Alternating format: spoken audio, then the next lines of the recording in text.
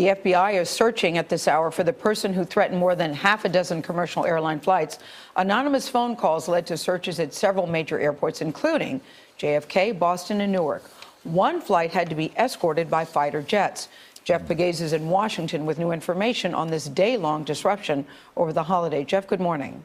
Good morning. A law enforcement source tells us there were about 10 threats made to various airlines yesterday, saying bombs or chemical weapons were on board numerous flights. The threats were not credible, but still had an impact on travelers at some of the nation's busiest airports.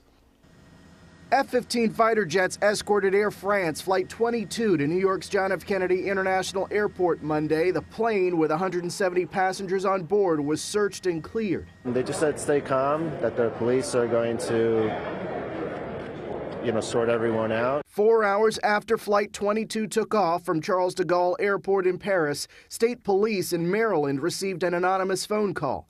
Police say around 6:30 a.m. yesterday, the caller made a bomb threat involving commercial aviation. The FBI and NORAD, the North American Aerospace Defense Command, were alerted, and 2 fighter jets were scrambled from Massachusetts to respond. We'll stay below 7, and we've got the fighters sight up fast. Very good.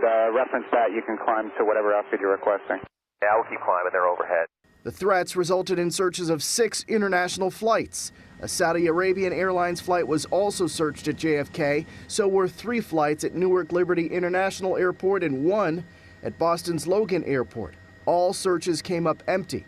Investigators believe the same individual is responsible for placing several phone calls made in quick succession to law enforcement around the country. Although the threats are not credible, investigators are trying to hunt down the suspect. Law enforcement has to respond, and we have to respond vigorously. Matthew Horace is a security analyst and former ATF special agent. They're going to try to determine where the call came from. And if they can do that, they're going to send people out to knock on doors, shake trees, until they locate an individual who might be responsible. The FBI says the searches were all done out of an abundance of caution. The Bureau is always concerned that in cases like these, the culprit feeds off the publicity. A conviction typically leads to 18 months in prison.